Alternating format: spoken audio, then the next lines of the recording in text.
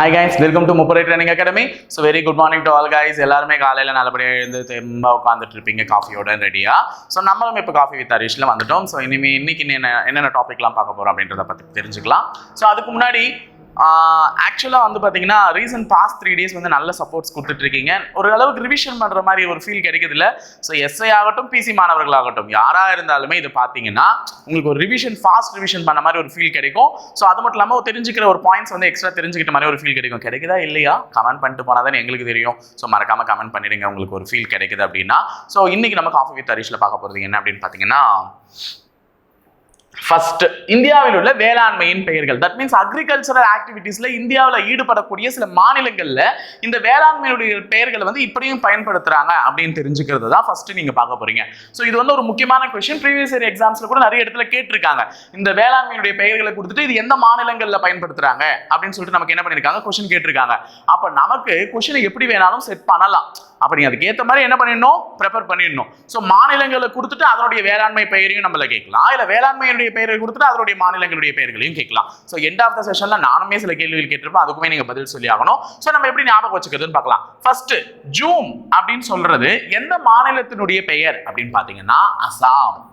ஜூம்ன்றது எந்த மாநிலத்தில் வந்து நடைபெறக்கூடிய ஒரு வேளாண்மையுடைய பெயர்னா அசாம். அசாம் ஜூம் அசாம் இம்னே முடியுது. ஜூம் அசாம்.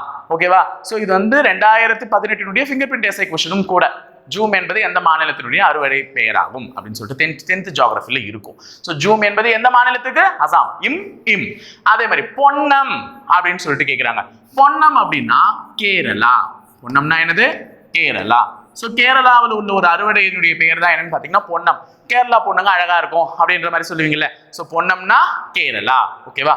ஸோ போடு அப்படின்னா இது என்னன்னு பார்த்தீங்கன்னா ஆந்திர பிரதேஷ். ஓகேவா? போடுன்றது என்னது? ஆந்திர பிரதேசம். ஸோ எல்லாருக்குமே தெரியும். ஆந்திராவை பத்தி பேசும்போது நான் 2 விஷயத்த சொல்லி ஆகணும். எப்படி சார் அதை ஞாபகம் வச்சுக்கிறது? முதல்ல தெரிஞ்சுக்கோங்க. போடு, ஆந்திராக்கு போனா திருப்பதியில மொட்டை போடு அப்படின்னு சொல்லுவாங்கல்ல, மொட்டை போடு. அப்ப போடுனா என்னதுன்னா ஆந்திரா. அப்ப போடு மொட்டை அப்படின்னு ஞாபகம் வச்சுக்கிட்டு ஆந்திரான்றதை மேட்ச் பண்ணிடணும். ஸோ ஆந்திராவை பத்தி சொல்லும் போது இன்னொரு விஷயம், இந்தியாவினுடைய முட்டை கிண்ணம் என்று அழைக்கப்படக்கூடிய ஒரு மாநிலம் எதுன்னு பார்த்தீங்கன்னாலும் ஆந்திர பிரதேசம் தான். மொட்டை எல்லாமே லிங்க் ஆகுது இல்லை? ஸோ முட்டை போடு. அப்போ முட்டை, இந்தியாவினுடைய முட்டை நகரம், அந்த முட்டை கிண்ணம் என்று அழைக்கப்படக்கூடிய மாநிலம் எதுன்னு கேட்டீங்கன்னாலும் ஆந்திர பிரதேசம். இந்தியாவினுடைய இது தட் மீன்ஸ் அந்த போடு என்ற ஒரு அக்ரிகல்ச்சரல் ஆக்டிவிட்டீஸ்ல ஈடுபடுகிற அந்த வேளாண்மையுடைய பெயர்களை கொண்டது எந்த மாநிலம் அப்படின்னாலும் ஆந்திர பிரதேசம். மொட்டை போடு அப்படின்ற மாதிரி ஞாபகம் வச்சுக்கலாம். ஸோ இன்னொரு விஷயம், ஆந்திரா வந்து பிரிச்சாங்க. இப்போ ரீசெண்டாக ஆந்திரா தெலுங்கானான்னு சொல்லிட்டு, ரீசெண்டாக இல்லை ரொம்ப நாள் ஆயிடுச்சு. ஸோ ஆந்திரா தெலுங்கானான்னு சொல்லிட்டு பிரிச்சாங்க. அதை வந்து ஆந்திராவினுடைய தலைநகரமா எது இருக்குன்னு பார்த்தீங்கன்னா அமராவதி இருக்கும். ஆனா எப்ப வரையும்னா 2024க்கு அப்புறமா தான் அமராவதி இருக்கும்.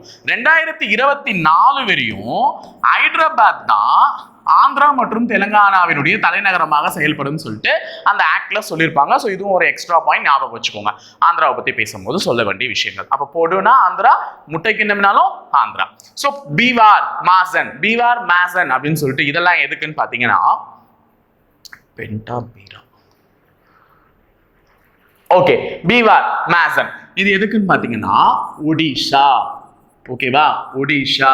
எப்படி சார் ஞாபகம் வச்சுக்கலாம்? நான் டக்குனு என்னுடைய க்ளூ வச்சுதான் இப்ப ஞாபகத்துக்கு எடுத்துட்டு வந்தேன். வார்னா போர்னு அர்த்தம். போர்னா என்ன பண்ணுவீங்க? ஓடி போவீங்க. ஸோ அதே மாதிரி மேசன் சன்னுன்னா என்னது? சூரியன் சுட்டரிச்சுனாலும் என்ன பண்ணுவீங்க? ஓடி போவீங்க நிழலை தேடி. அப்போ சன்னு வந்தால் மேசன், பீவார் இப்படி வந்தாலும், வார்னாலும் நான் ஓடி போயிடுவேன். சூரியன் கிட்ட இருந்தனாலும் நான் என்ன பண்ணுவேன்? ஓடி போய் ஒளிஞ்சுப்பேன் வெயில்ல இருந்து. ஸோ பீவார் மேசன் என்ன வரும்? ஒடிஷா. அடுத்தது பென்டா பீரா மத்திய பிரதேஷ். அது எப்படின்னா ஃபேண்டா வந்து நம்ம இடுப்பு மத்தியில இருந்து தானே போடுறோம். ஸோ பென்டா பீரா வந்து வீடினுடைய மத்திய பகுதியில தான் வைப்பாங்க. ஸோ வீட்டினுடைய மத்திய பகுதி, ஃபேண்டை வந்து இடுப்பினுடைய மத்திய பகுதியில தான் போடுவேன். ஸோ இது எல்லாமே அக்ரிகல்ச்சரல் ஆக்டிவிட்டிஸ்னுடைய நேம் 10th ஜியோகிராஃபில இருக்கக்கூடியது. அப்போ ஜூம்னா இம்ல முடியணும், அசாம். அதே மாதிரி வந்து போடுனா மொட்டை போடு. ஸோ ஆந்திரா. பொன்னம் கேரளா பொண்ணுங்க அழகா இருப்பாங்க. ஸோ கேரளா. அடுத்தது வார்னா நான் ஓடி போயிடுவேன். ஸோ இன்னொன்று இருக்கு மேசான். அடுத்தது ஃபேண்டா அண்ட் தென் பீரா. ஓகேவா? ஸோ மத்திய பிரதேசம். ஸோ அடுத்தது நீங்க பார்க்க போறது இந்தியாவினுடைய வேளாண் பருவ காலங்களை பற்றி பார்க்க போறீங்க. ஸோ இந்தியாவினுடைய பருவ காலங்கள் வந்து மொத்தமா 3 வகையா பிரியுது. என்னென்ன அப்படின்னு பார்த்தீங்கன்னா, ஒன்று காரிஃப், இன்னொன்று ராபி, இன்னொன்று ஜயத். ஸோ 3 பருவ காலங்கள் இருக்கு.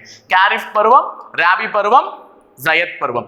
ஏன்னா இந்த 3 எழுதி போறோம்னா நாளைக்கு கூற்றுல இந்த 3 பருவ காலங்கள் தான் உள்ளது. அந்த 3 பருவ காலங்களுடைய மாதங்கள் இதையும் நமக்கு கேட்டு கூட கன்ஃபியூஸ் பண்ணலாம். ஸோ இந்தியாவினுடைய பருவநிலைகள் 3: காரிஃப், ராபி அண்ட் தென் என்னது ஜயத். ஸோ இப்போ காரிஃப் பருவநிலை எந்தெந்த மாதத்துல இருந்துன்னா ஜூன் மாதம் தொடங்கி செப்டம்பர் மாதம் வரையும், ஜூன், ஜூலை, ஆகஸ்ட், செப்டம்பர். அப்போ வருஷத்துல இருக்கக்கூடிய 12 மாதங்களை 4 மாதங்களா பிரிஞ்சு ஜூன் நமக்கு ஸ்கூல் திறப்பாங்க. அப்போ அதுல இருந்து ஞாபகம் வச்சுக்கோங்க, நமக்கு எப்பவுமே ஸ்கூல் திறக்கிறது ஜூன் மாசம். அப்போ ஜூன் மாசத்துல இருந்து ஸ்கூல் திறங்கன்னா அதுல இருந்து 4 மாசம் என்ன சீசன்? காரிஃப் சீசன். ஸோ அது முடிஞ்ச உடனே அடுத்த 4 மாசம் மழை காலம். அக்டோபர், நவம்பர், டிசம்பர், ஜான்வரி, பிப்ரவரி, மார்ச், கிட்டத்தட்ட அது வரையுமே எத்தனை மாதங்கள் வருதுன்னு பார்த்தீங்கன்னா அக்டோபர், நவம்பர், டிசம்பர், ஜான்வரி, பிப்ரவரி, மார்ச், மொத்தம் 6 மாதங்கள். இது 4 ஃபர்ஸ்ட். அடுத்தது எத்தனை மாதங்கள்? 6 மாதங்கள். இந்த 6 மாதங்கள் எதுன்னு பார்த்தீங்கன்னா ராபி பருவம். ஸோ அடுத்தது ஏப்ரல், மே, ஜூன் 3 மாதங்கள். ஸோ அது ஜூன்னு சொல்றாங்க. அதுதான் அந்த ஜூன் இங்க இருந்து அப்படியே வந்து ஒரு சைக்கிள் முடியுது. ஓகேவா? ஜூன். அந்த 3 மாதங்கள் எதுன்னு பாத்தீங்கன்னா ஜயத் பருவங்கள். ஆனா தென் தமிழகத்துல இந்த 3 பருவநிலைகளுமே நாம விளைவிக்கக்கூடிய ஒரு வகையான பயிர் எதுன்னு பாத்தீங்கன்னா நெல்லு. நெல்லுக்கு இந்த பருவ காலம் தான் சிறந்தது, இந்த பருவ காலம் தான் சிறந்ததுலாம் இல்லை. 3 பருவ காலங்களுமே என்னது? சிறந்ததுதான். 3 பருவ காலங்களுமே நாம விளைவிக்கக்கூடிய ஒரு வகை பயிர் எதுன்னு பாத்தீங்கன்னா நெல்லு. ஸோ அதை ஞாபகம் வச்சுக்கோங்க, முக்கியமான ஒரு விஷயம். ஆனா கோதுமை வட மாநிலங்கள்ல விளைவிக்கக்கூடியது, அதுவுமே பெரும்பாலும் ராபி பருவ காலத்துல மட்டும்தான் விளைவிப்பாங்கன்னு நினைக்கிறேன். ஓகேவா? ஸோ இது வந்து அந்த காலங்கள், நிலைகள், அந்த இந்த மாசத்தை மட்டும் ஞாபகம் வச்சுக்கோங்க. அப்ப நல்லா ஞாபகம் வச்சுக்கோங்க, காரிஃபின் பிரியுது, ராபின் பிரியுது, ஜயத்தின் பிரியுது. ஸோ ஜூன் மாசம் ஸ்கூல் திறக்கிறதுல இருந்து ஆரம்பிக்கணும். அப்ப காரிஃப் வந்து ஜூன் டு செப்டம்பர் 4 மாசம். அதுக்கடுத்தது இது அக்டோபர் டு 6 மாசம் வரும். திருப்பி அது ஒரு 3 மாசம் வரும். ஓகேவா? சரி, அடுத்தது போலாமா? அடுத்தது முக்கியமான நதிகளின் குறுக்கே கட்டப்பட்டுள்ள அணைகள். இதெல்லாம் பல்நோக்கு திட்டங்கள், அதாவது அணைகள் கட்டி நீர்களை சேமிக்க வேண்டும் அப்படின்னு சொல்லிட்டு மத்திய அரசாங்கத்தால் எடுத்து வரப்பட்ட சில திட்டங்கள். எந்தெந்த ஆற்றின் நடுவே எந்தெந்த இது இருக்கு, அதனால பயன்பெறக்கூடிய மாநிலங்கள் எது அப்படின்றதான் கேட்பாங்க. ஸோ பயன்பெறக்கூடிய மாநிலங்கள் கேட்பாங்களான்றதுனா கேட்க வாய்ப்பு இருக்கு, அது தெரிஞ்சு வச்சுக்கோங்க. பட் ஆனால் நான் வந்து இப்போ அந்த ஆற்றின் குறுக்கே கட்டப்பட்டுள்ள அணைகளை பற்றி தான் விவரிக்க போறேன். நாளை பின்ன மேட்ச் த ஃபாலோவிங்ல கூட நமக்கு கேட்பதற்கு வாய்ப்பு இருக்கு. ஸோ தாமோதர் ஆற்றின் குறுக்கே கட்டப்பட்டுள்ள அணை தாமோதர். பேர்லயே இருக்கு தாமோதர், தாமோதர். அந்த மாதிரி பேர்லயே சேமா இருக்கிறது கோசி, கோசி, கோசி. துங்கபத்ரா ஆற்றின் குறுக்கே துங்கபத்ரா திட்டம். அப்ப இதெல்லாம் பேர்ல இருக்கு. கோசினா கோசி, துங்கபத்ரானா துங்கபத்ரா, தாமோதர்னா தாமோதர். இதெல்லாம் பேர்ல இருக்கு. ஆனா பேர்ல மேட்ச் ஆகாதது. சட்லஜ் ஆற்றின் குறுக்கே கட்டப்பட்டுள்ளது எதுன்னு பாத்தீங்கன்னா பக்ரானங்கள். சட்லஜ் ஆற்றின் குறுக்கே கட்டப்பட்டுள்ளது எது? பக்ரானங்கள். உலகத்தினுடைய மிகப்பெரிய புவியீர்ப்பு அணை இந்த பக்ரானங்கள் அணை தான். என்னன்னு பாத்தீங்கன்னா உலகத்தினுடைய மிகப்பெரிய புவி ஈர்ப்பு அணை. இது கூட நாளைக்கு நமக்கு கேள்வியில வரலாம். ஓகேவா? இந்த ஈராக்குடுன்றது மிக நீளமான அணை. இந்தியாவின் மிக நீளமான அணை தான் எது? ஹீராக்குட். இந்த பக்ரானங்கள் என்பது உலகினுடைய மிகப்பெரிய புவி ஈர்ப்பு அணை. சோ அது ரெண்டு, இது புவியீர்ப்பு அணை, இது மிக நீளமான அணை. ஞாபகம் வச்சுக்கோங்க. அப்ப பக்ரானங்கள் எந்த ஆற்றின் குறுக்கே கட்டப்பட்டுள்ளதுன்னா சட்லஜ். ஓகேவா? பக்ரானங்கள் என்பது எங்க குறுக்க கட்டப்பட்டிருக்கு? சட்லஜ். ஆனா ஹீராகுட் எங்க கட்டப்பட்டிருக்கு? மகாநதி. ஹீராகுட் எங்க கட்டப்பட்டிருக்கு? மகாநதி. அப்ப மகாநதினா ஹீராகுட். ஓகேவா? சோ ஞாபகம் வச்சுக்கிறது ஈஸி தான். பேரு தாமோதர் தாமோதர், கொசி கொசி, துங்கபத்ரா துங்கபத்ரா. இந்த கொசியினுடைய இன்னொரு பெயர் என்னன்னு பாத்தீங்கன்னா பீகாரின் துயரம். புரியுதா?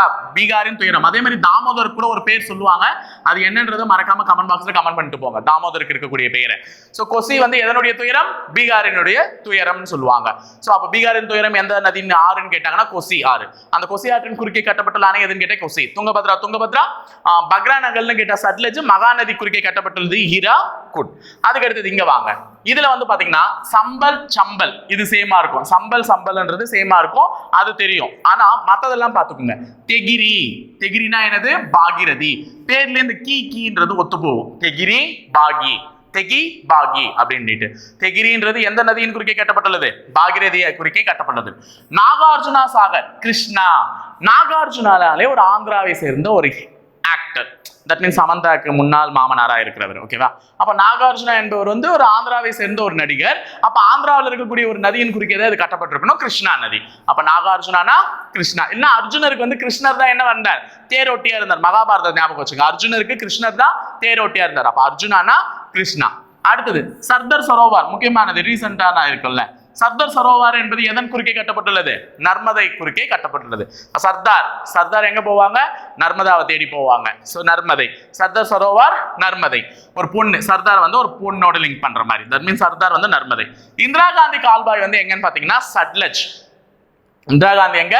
சட்லஜ். இதுக்கு முன்னாடி சட்லஜ் ஒன்று பாத்தீங்களா? அது என்ன பாத்தீங்க? பக்ரா நங்கல். அதே மாதிரி இந்திரா காந்தி கால்வாயும் சட்லஜ். நெக்ஸ்ட் மேட்டூர் அணை. மேட்டூர் அணை எங்கன்னு பாத்தீங்கன்னா நம்மளுடைய காவேரி. ஈஸியா நமக்கு ஞாபகம் இருக்கும். நம்ம காவேரி இந்த பக்கம் தென் தமிழ். இதனாலதான் தமிழ்நாடுமே பயன்பெறக்கூடிய ஒரு மாநிலங்கள் இந்த மேட்டூர் அணை திட்டத்தின் மூலமாக. சோ ஒரு முறை வேகமா ரிவிஷன் பண்ணிடுங்க. என்னன்னு தாமோதர் என்றது தாமோதர் தான், கொசி தான், துங்கபத்ரா தான். சட்லஜின் குறுக்கே கட்டப்பட்டுள்ளது பக்ரா நங்கல். அது உலகத்தினுடைய மிகப்பெரிய புவியீர்ப்பு அணை. அதே மாதிரி கொசிக்கு இன்னொரு பேர் வந்து பீகாரின் துயரம் சொல்லியிருப்பாங்க. மகாநதி அணையின் குறுக்கே கட்டப்பட்டுள்ளது ஹீராகுட் அணை. அதே மாதிரி இந்த ஸ்லைடுக்கு நீ வரும்போது சம்பல்ன்றது சேமா இருக்கும். மிச்சம் இருக்கிறதெல்லாம் ரிவிஷன் பண்ணும்போது பாகிரதினாலே தெகிரினாலே பாகிரதி அப்படின்ற மாதிரி வரும். அர்ஜுனருக்கு வந்து கிருஷ்ண தேரோட்டியா இருந்தாரு. சோ கிருஷ்ணா. சர்தார் சரோவர் நர்மதை பின்னாடி போனாங்க. சர்தார் சரோவர் நர்மதை. இந்திரா காந்தி கால்வாய் திட்டம்னா மேல இருக்கக்கூடிய பக்ரா நங்கல் பக்கத்திலே தான். சட்லஜ் தான். மேட்டூர் அணைன்றது காவேரி. ஓகே, இதெல்லாம் ஈஸி. அடுத்தது வரலாமா? இந்தியாவின் முதல் பொது தேர்தல் நடைபெற்ற ஆண்டு எது அப்படின்னு சொல்லி கேட்ட உடனே நிறைய பேருடைய பதில் என்னவா இருக்கும்னா 1952 இருக்கும். ஆனா இந்த விடை தவறு. என்ன சார் சொல்றீங்க? தவறா? என்னப்பா இப்படி பண்ணிட்டீங்களே? 1952 என்பது சுதந்திர இந்தியாவின் முதல் பொது தேர்தல் நடைபெற்ற ஆண்டு. வார்த்தை ரொம்ப முக்கியம் குமாரே. சுதந்திர இந்தியாவின் முதல் பொது தேர்தல் நடைபெற்ற ஆண்டுன்னு கேட்டாதான் ஆன்சர் என்னது? 1952. ஆனா இங்க கேட்டிருக்கிறது வெறும் இந்தியா. சோ கேள்வியில இந்த மாதிரி வார்த்தைகள்ல தான் கவனம். கொஸ்டின் சிம்பிள், அந்த வார்த்தையில தான் குளறுபடியே இருக்கு. எஸ்ஐ போற மாணவர்களை உஷாராயிடுங்க. நம்மளே கூட இந்த மாதிரி கொஸ்டின்ல நாளைக்கு ட்விஸ்ட் இருக்கலாம். சுதந்திர இந்தியாவில், அதாவது நமக்கு சுதந்திரம் கொடுத்ததுக்கு அப்புறமா முதல் பொது தேர்தல் நடைபெற்ற ஆண்டு 1952. ஏன்னா 1947 சுதந்திரம் வாங்கிட்டோம். சோ 1952 முதல் பொது தேர்தல் நடைபெற்றது. ஆனா இந்தியாவில தேர்தல் நடைபெற்றனா அதுக்கு முன்னாடி ஆங்கிலேயர்களுடைய ஆட்சியில இம்பீரியல் கவுன்சில்னு ஒரு இதுல அப்ப இருந்தக்கூடிய மத்திய அரசுக்கும் அப்ப அமைச்ச மத்திய அரசு மற்றும் மாகாண அரசுன்னு இருக்கு. ஓகேவா? மாகாணங்களா இருந்தது. அப்போ மாநிலங்களா இல்லாம என்னவா இருந்தது? மாகாணங்களா இருந்தது. அந்த மாகாண அரசுக்கும் மத்திய அரசுக்கும் தேவையான உறுப்பினர்களை செலக்ட் செய்யறதுக்கு அப்பயே ஒரு பொது தேர்தல் நடைபெற்றிருக்கு. அது நடைபெற்ற ஆண்டு என்னன்னு பாத்தீங்கன்னா 1920. அப்ப 2 தேர்தல் வருஷங்களை நீ ஞாபகம் வச்சுக்கணும். 1920 இது வெறும் இந்தியாவில் முதல் பொது தேர்தல் நடைபெற்ற ஆண்டு. ஆனா சுதந்திர இந்தியாவில் முதல் பொது தேர்தல் நடைபெற்ற ஆண்டுன்னு கேட்டா 1952. சோ 2 விஷயமான டேட்டா ஞாபகம் இருக்கா? அப்ப 20 கேட்டா அது பிஃபோர் இண்டிபெண்டன்ஸ், ஆஃப்டர் இண்டிபெண்டன்ஸ்னா 1952. சோ இது 2த்தையும் ஞாபகம் வச்சுக்கோ. அடுத்தது நாளமில்லா சுரப்பிகளுடைய இருப்பிடத்தை பத்தி பார்க்க போறோம். லாஸ்ட் ஸ்லைடு டக்குன்னு முடிச்சிடலாம். காஃபி ஆற போகுது. ஓகேவா? சோ நாளமில்லா சுரப்பிகள் எங்கெங்கெல்லாம் இருக்கு இது வந்து நம்ம தெரிஞ்சு வச்சுக்க வேண்டிய ஒரு முக்கியமான சயின்ஸ் பார்ட் தான். இவ்வளவு சோஷியலே பார்த்துட்டோம்ல. சோ பிட்யூட்டரி சுரப்பி, பீனியல் சுரப்பி ரெண்டுமே மூளையில தான் இருக்கு. மூளையில இருக்கு. சோ எக்ஸாக்டா கேட்டாங்கன்னா மூளையினுடைய அடிப்பகுதி அப்படின்னு நீங்க சொல்லலாம். கரெக்டா? அப்ப ரெண்டுமே எங்க இருக்கு? மூளையில தான் இருக்கு. எது? Pituitary, pineal. ஓகேவா? தைராய்டு சுரப்பி எங்க இருக்கு? நம்மளுடைய கழுத்து பகுதி. தைராய்டுனாலே கழுத்து. சோ இது நான் நடத்தும் போதே நிறைய நடத்தியிருக்கேன் அறிவியல் வினாக்கள் எஸ்ஐ அல்டிமேட்ல. சோ தைராய்டு சுரப்பி எங்க இருக்கு? கழுத்து. தைமஸ் சுரப்பி எங்க இருக்கு? மார்பு கூடு, நம்மளுடைய மார்பாண்ட மார்பு கூடு. சோ மார்பு கூடுல இருக்கிறது வந்து தைமஸ் சுரப்பி. கணையம் எங்க இருக்குன்னா அடிவயிற்று பகுதியில இருக்கு. வயிற்று பகுதி அப்படி கூட ஞாபகம் வச்சுக்கோங்க. அடுத்தது அட்ரினல், சிறுநீரகத்துக்கு மேல. கரெக்டா சொல்ல போனா சிறுநீரகத்தின் மேல் எது? அட்ரினல். இனப்பெருக்க உறுப்புகள் இது வந்து இடுப்பு குழியில இருக்கு. ஓகேவா? சோ இது எல்லாமே நாளமில்லா சுரப்பிகளுடைய இருப்பிடம். இந்த இடத்துல இருந்து தான் இந்த சுரப்பிகள்லாம் என்ன ஆகுது? செயல்படுது. அப்போ நாளமில்லா சுரப்பிகள்ல பீனியலும் பிட்யூட்டரி எங்க இருக்குன்னா மூளையினுடைய அடிப்பகுதியில இருக்கு. சோ தைமஸ்ன்னு கேட்டாங்கன்னா மார்பு கூடு. ஏன்னா தைன்னு மார் மேல ஏறி ஆனா செத்து போயிடுவாங்க. சோ தைமஸ் அப்படின்னும் போது மார்பு கூடு. கழுத்து பகுதியில் இருக்கிறது எப்பவுமே தைராய்டு. அது எல்லாருக்குமே டிஃபால்ட்டா ஞாபகம் இருக்கும். கணையம் என்பது கீழே இருக்கக்கூடிய கல்லீரல்ல இருக்கக்கூடியது. சோ அதனால கணையம்னா வயிற்றினுடைய அடிப்பகுதி. அட்ரினல் சுரப்பி அப்படின்னு கேட்டாங்களாலே என்ன? சிறுநீரகத்தினுடைய மேல இருக்கிறது அட்ரினல். இனப்பெருக்க உறுப்புகள் வந்து இடுப்புக்குழி. ஓகேவா? சோ இப்போ rapid fire. Try to answer this questions fast. பொன்னம் என்பது எந்த மாநிலத்தின் அறுவடை பெயராகும்? நான் ஆல்ரெடி சொன்னேன். ஜூம்னா எங்க, பொன்னம்னா எங்க, போடுனா எங்க, அடுத்தது ஜிவார், மேசான்னு சொல்லியிருந்தேன். வேற என்ன சொல்லியிருந்தேன்? பென்டா அண்ட் தென் வந்து இன்னொன்று வந்து பீர் அப்படின்னு சொல்லியிருந்தேன். பீரா சொல்லியிருந்தேன். அதே மாதிரி தைமஸ் சுரப்பியினுடைய இருப்பிடம் என்ன? இப்பதான் சொன்னேன் தைமஸ் சுரப்பி எங்க இருக்கும் அப்படின்னு சொல்லிட்டு.